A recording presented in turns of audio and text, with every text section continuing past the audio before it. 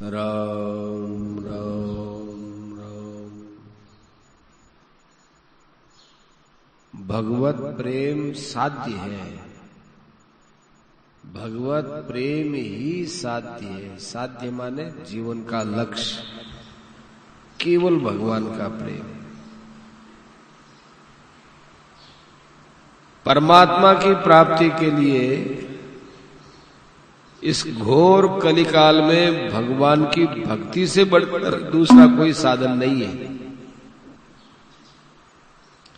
ज्ञान का भी साधन है, किंतु जिसकी बुद्धि तीक्ष्ण हो एवं संसार में जिसकी प्रीति न हो, उसके लिए तो ये ज्ञान का साधन काम का है। ज्ञान के साधन में देह का अभिमान बाधक है, ये बात ध्यान में रखनी चाहिए। उसमें देह अभिमान मिटाने की बड़ी आवश्यकता है, वैराग्य की बड़ी आवश्यकता है, उपरति की बड़ी आवश्यकता है, सत्संग और एकांत की भी बड़ी आवश्यकता है। सत्संग नहीं मिले तो शास्त्रों का स्वाध्याय करो। 7 चीज है: एकांत, वैराग्य, उपरति, सत्संग, शास्त्र विचार, नाम जप और देहाभिमान का त्याग। 7 चीज। भक्ति में सभी अधिकारी हैं, केवल इतना होना चाहिए कि भगवान से मिलने की उत्कट इच्छा हो। इच्छा नहीं हो तो फिर भगवान मिल ही कैसे सकते हैं। भगवान की उत्कट इच्छा हो तो वैराग्य भी चाहे कम हो, उपरति भी कम हो तो काम चल जाएगा। नाम जप इसमें आवश्यक है, नाम जप की प्रधानता है। भगवान में प्रेम, नाम का जप, चित्त में औरों के प्रति, दीन दुखियों के प्रति उदारता और अच्छे पुरुषों का संग, ये बहुत काम की चीज है। इनके रहते हुए यदि देहाभिमान कहीं रह भी जाए तो मिट जाएगा।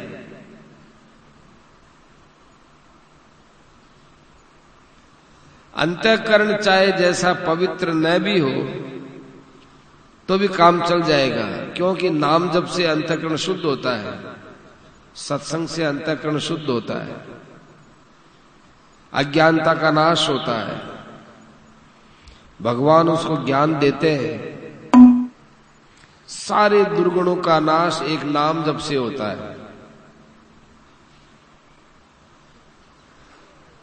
ये पाप वगैरह तो नाम के आभास से छूट जाते हैं। आभास, आभास माने नाम तो है नहीं, नाम के बहाने से है।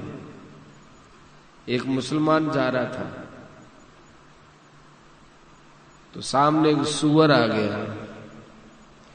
मुसलमान को सूअर से बड़ी चिढ़ होती है। तो सामने आया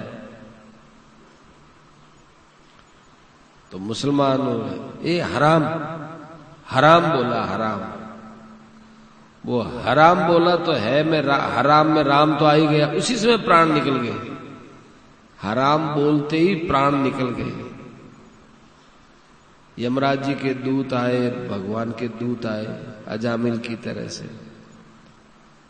यमराज जी के दूतों ने कहा कि हम ले जाएंगे इसको। भगवान के दूतों ने कहा नहीं, क्योंकि इसने राम का नाम, राम का नहीं, इसने हराम का। भाई नाम का आभास है, ये भी कल्याण कर देता है। कैसे? जैसे सूर्य के प्रकट होने से पहले आभास मात्र से अंधकार नष्ट हो जाता है, ऐसे नाम के आभास से अज्ञान मिट जाता है। तो फिर हम नाम जप क्यों करें? कि भगवान से प्रेम करने के लिए। भगवान से प्रेम करने में बड़ी बड़ी बाधाएं भी आए तो कोई हर्जा नहीं है, प्रसन्नता से सहन करना चाहिए।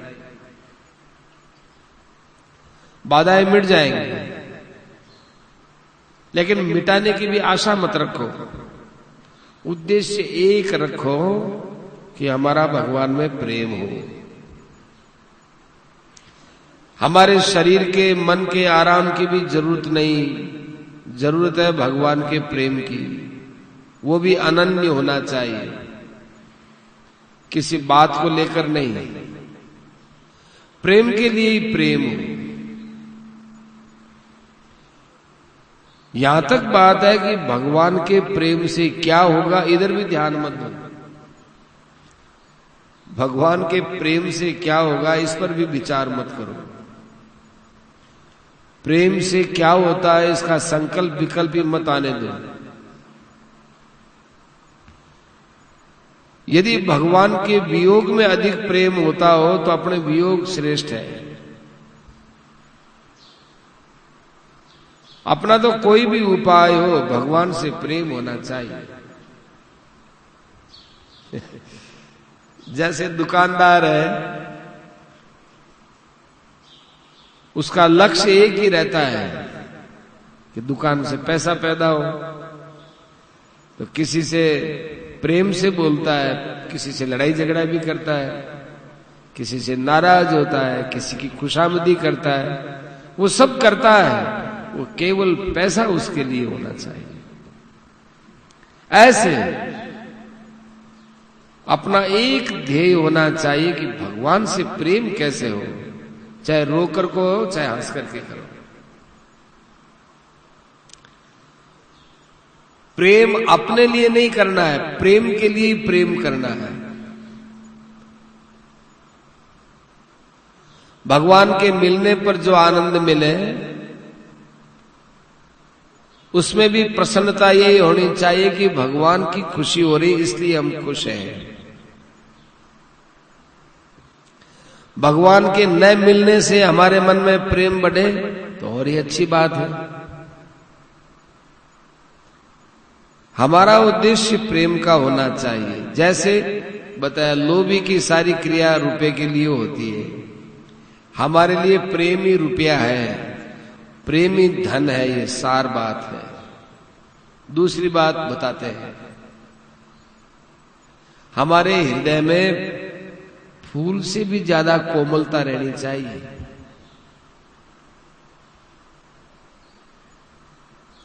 कितनी बढ़िया बात है।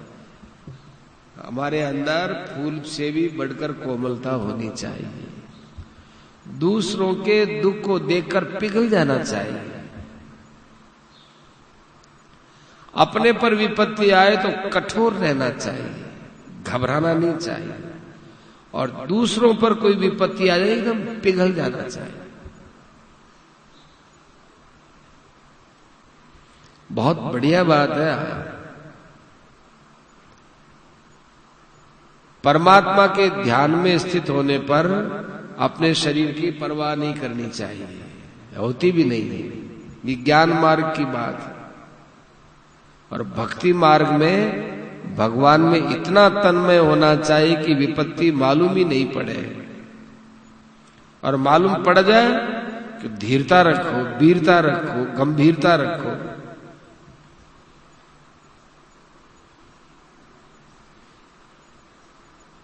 कोई हमारे साथ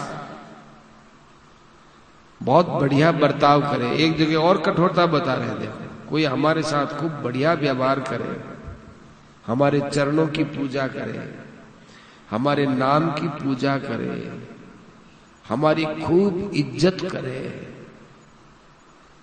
तो यहां कठोर होना चाहिए। क्योंकि ये चीजें हमारे पतन में काम आएंगी, पतन में ले जाने वाली है। यहां यह नहीं समझना चाहिए कि चलो हमसे ये लाभ उठाता है तो उठाने दो, हमारी बड़ाई करता है तो करने दो। ऐसा नहीं, ये धोखा है, मन का धोखा है। उस समय हमें खूब कठोर होना चाहिए। और अपने मन को कहना चाहिए कि अरे ये तो तुम्हारे इष्ट देव का अपमान कर रहा है, क्योंकि पूजा तो भगवान की हो। मनुष्य का नाम और मनुष्य का रूप कोई पूजने लायक थोड़ा ही है। पूजने लायक तो भगवान है, और ये हमारी पूजा करता है तो ये हमारे इष्ट देव का अपमान करता है। जो अपने को पुजवाता है वह तो भगवान को मटिया मेट करता है। वाह सेठ जी,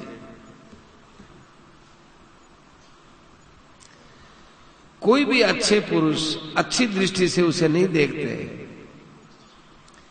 ये बात अपने पर देखनी चाहिए।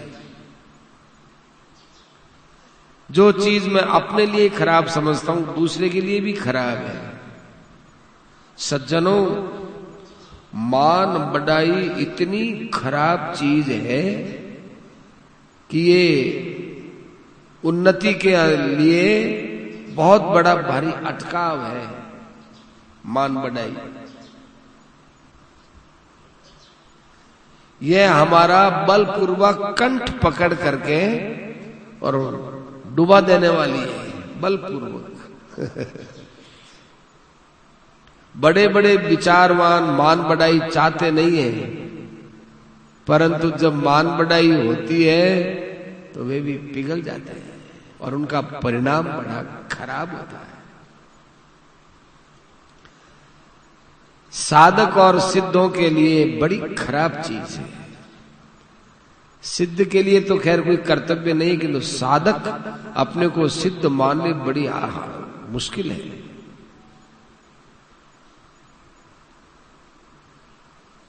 साधकों के लिए परम हित की बात है,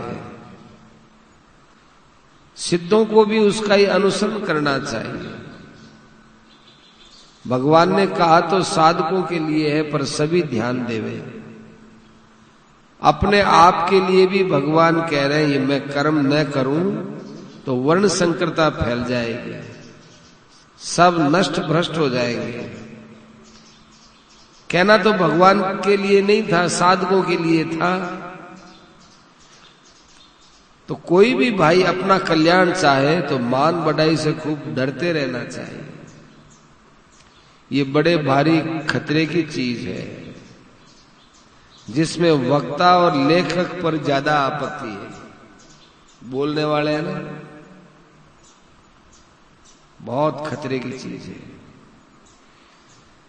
भगवान की शरण में जाने पर वही बचा पाए, खतरे से बचना बड़ा मुश्किल है।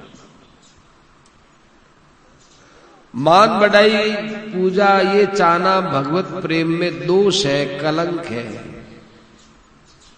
जैसे दूध में खटाई डालने से दूध फट जाता है, इसी तरह ये खटाई है। भगवान का प्रेम रूपी जो दूध है उसमें ये मान बढ़ाई की इच्छा ये खटाई का काम करता है। इस बात को ध्यान में रख करके साधक को सावधानी से इसको दूर रखना चाहिए। संसार में 7 बड़ी घाटियां हैं, 7 घाटी बटाई घाटी।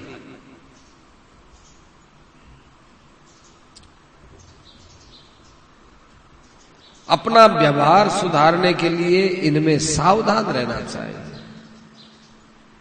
पहली घाटी कंचन। कंचन माने सोना चांदी रुपया पैसा। रुपए का स्वार्थ व्यवहार को बिगाड़ देता है। जो मनुष्य हरदम सावधान रहता है वह भी मौके पर चूक जाता है।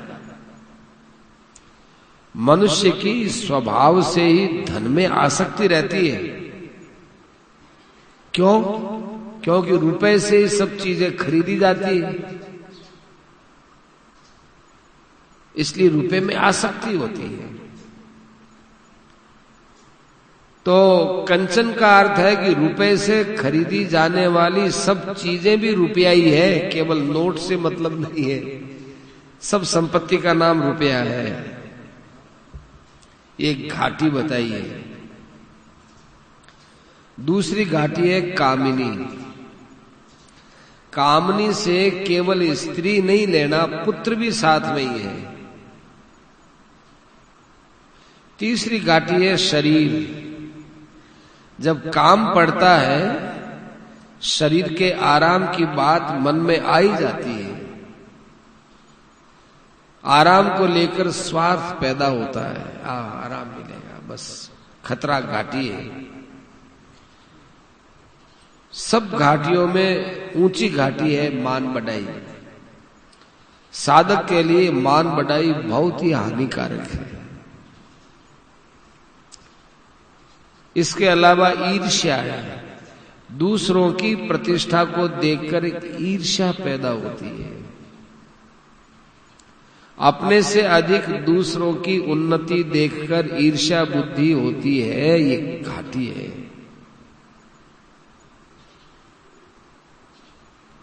मान्यता कि जो हम मानते हैं उसको भी तुम मानो, अपने आग्रह के अनुसार दूसरे को चलाना, ये घाटी है। अपनी बात माने। परिवार में सबसे ज्यादा लड़ाई अपनी बात मनाने के लिए होती है कि मेरी बात रहनी चाहिए।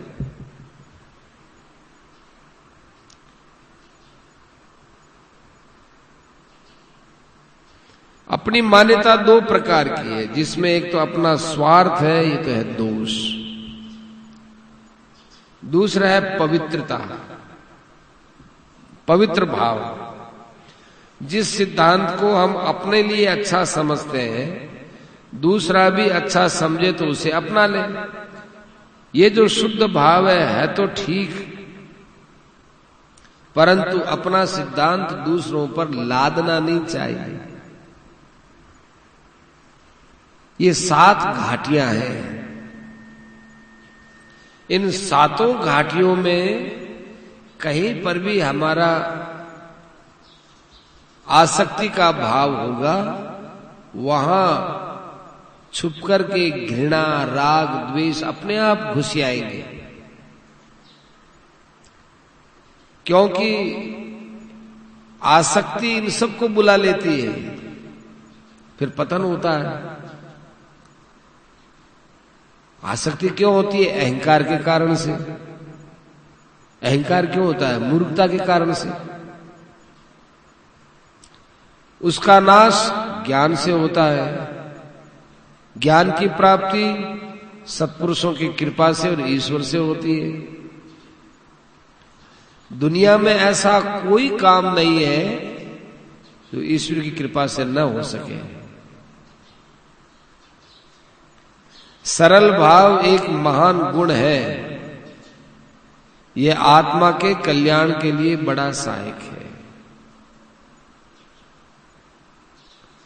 जैसे भीतर का भाव हो, वैसा ही बाहर का भाव रहना चाहिए। चतुराई नहीं रखे। जितनी चतुराई है उतनी खराबी है। ईश्वर को भी सरलता अच्छी लगती है।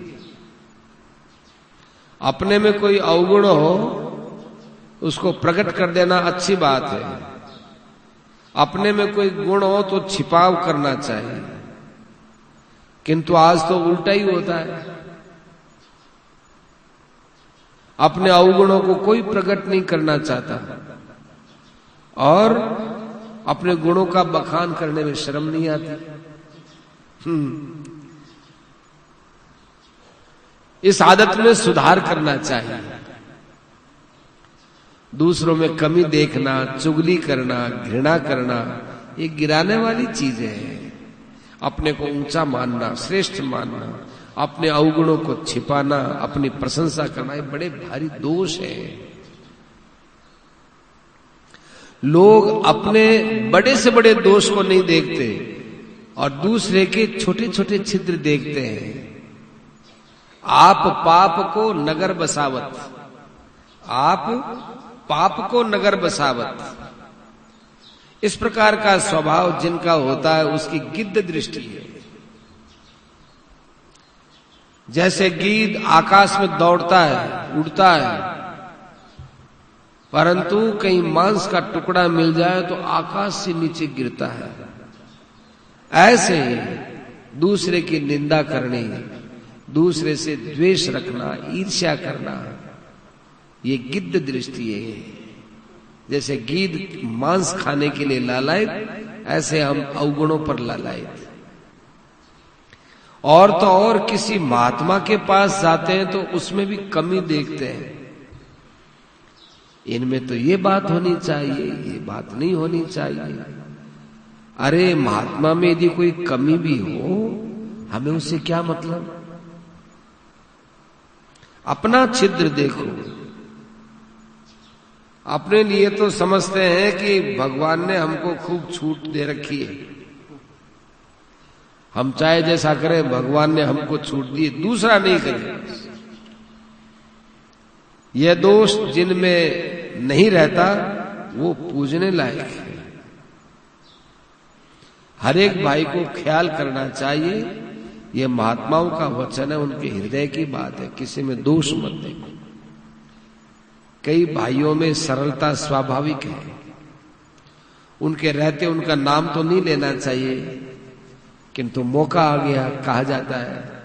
जैसे बद्रीदास जी लोहिया, महाराज चक्रधर जी, इनका स्वभाव बड़ा भारी सरल है। भाई हरिकृष्ण का स्वभाव भी सरल है, किंतु विनय नहीं है। हरिकृष्ण जी छोटा भाई है। बाहर भीतर की पवित्रता बहुत मूल्यवान है, वह जितनी होती है भगवान को बहुत प्रिय लगती है। जैसे दया एक मूल्यवान चीज होती है, इसी तरह विनय भी, विनय सहित सरलता मूल्यवान है।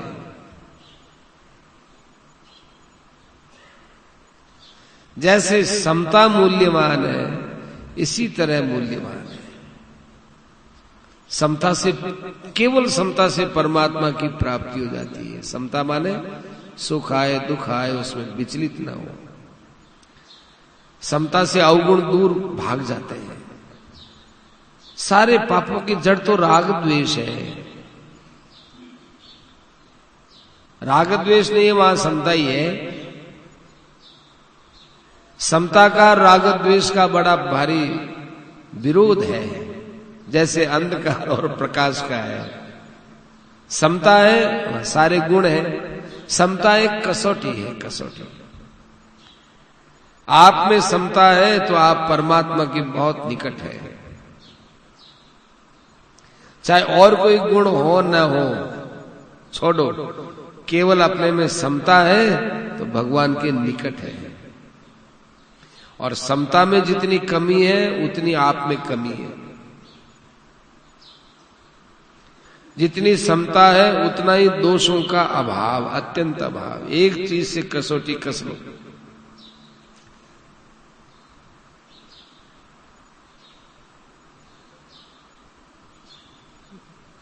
इस जगह दोष आवे, हम किसी के साथ तो उदारता रखते हैं, किसी के साथ नहीं रखते हैं, तो ये हमारी विषमता है।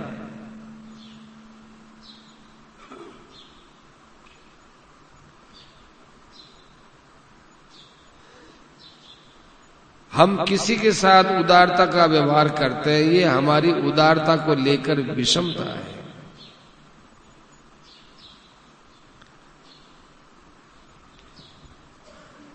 थोड़ी अटपटी बात है। दया तो सुहृदता है, इसकी कोटि समता से भी ऊंची है। दया तो सुहृदता है, ये समता से भी ऊंची है। ये भगवान में और महापुरुष में होती है। जहां सुहृदता है वहां समता तो उसकी चेरी है, पानी बढ़ती रहती है। प्रेम कैसा हो? ममता और अहंकार रहित। इन सबको मिलाकर के सुहृदता कहते हैं। एक सुहृदता में सारी चीज आ जाती है।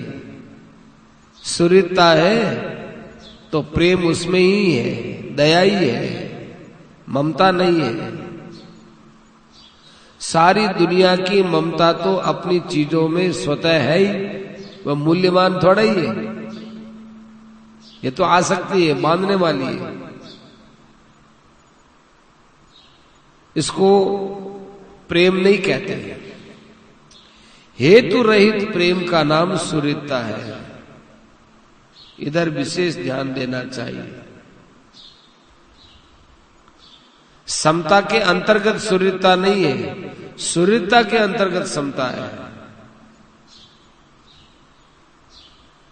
न्यायकारी है, वहां कठोरता आती है। सुहृद भाव न्याय को त्याग देता है,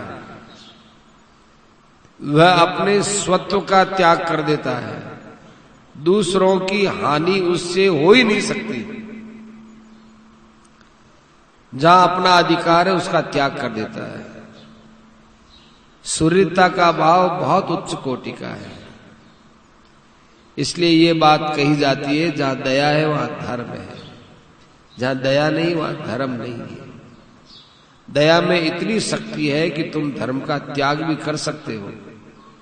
यदि दया और सत्य दो सामने हो तो दोनों का पालन करना चाहिए, किंतु त्याग करना हो तो सत्य का त्याग किया जा सकता, दया का नहीं। जितनी साधुता सूर्यता में, दया में, इतनी सत्य में और समता में नहीं है। दयाहीन धर्म हो तो त्याग दो, पर दया को मत त्यागो। बिना कारण किसी की हिंसा होती है, उस स्थान में उसके प्राणों को बचाने के लिए सत्य और दया की चेष्टा करनी चाहिए। पर दोनों की रक्षा न हो तो वहां मिथ्या बोलना सत्य की अपेक्षा ठीक है। वहां हमें यह समझना चाहिए कि इस मिथ्या बोलने का नरक होगा, स्वीकार है, पर दया का त्याग नहीं करना चाहिए। कसाई है, गाय रे पीछे जावे, गाय अठिन गई। अपन पूछे कि भाई कसाई अठिन, कसाई पूछे गाय गई, काई जवाब देवा? कहते कोनी गई तो झूठ आवे, कहते गई तो कसाई जार मारी। तो सेठ जी कह रहे हैं जहां तक हो कि सत्य और दया दोनों की रक्षा हो, और नहीं वे सत्य की रक्षा कर नहीं सकते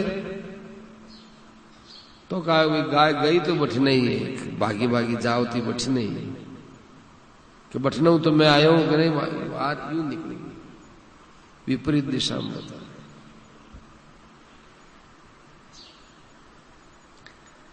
कई महात्मा कहे कि कहनो कि भाई देखे जगह तो बोले को नहीं, बोले जगह देखे को नहीं, कहीं बताओ। तो मिथ्या बोलने का नरक ले लेंगे, दया का त्याग नहीं करेंगे। उत्तम गुणों में ये उत्तम से उत्तम गुण है। भगवान गुणों के सागर है। ये बात जितनी समझ में आती है उतने गुण उसमें भी आते चले जाते हैं। जो भगवान में गुण देखता है ना, उसमें अपने आप गुण आते चले जाते हैं। जैसे इत्र की दुकान में जाते हैं तो इत्र की सुगंध अपने आप आती जाती है।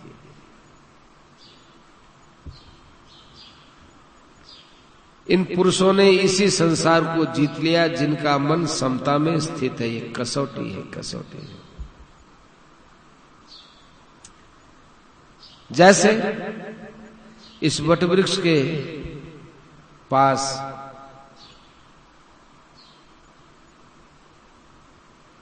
छाया है और वटवृक्ष के इधर दाहिनी ओर पहाड़ है।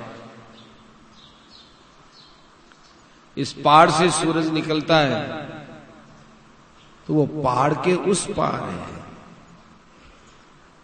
परंतु पहाड़ की चोटी के ऊपर किरणें पड़ने लग गई तो हम निर्णय दे देते कि सूर्योदय हो गया, कि भाई तुम्हारे वटवृक्ष पर तो किरणें नहीं दिख रही है, कि भले ही मध्य को पहाड़ पर दिख रही है। ऐसे ही अंतःकरण है, ये पहाड़ है, और समता है, ये धूप है। जब अंतःकरण में समता आ गई तो समझना चाहिए कि ब्रह्म को प्राप्त हो गए। साच बराबर तप नहीं, झूठ बराबर पाप, जाके हृदय साच है ताके हृदय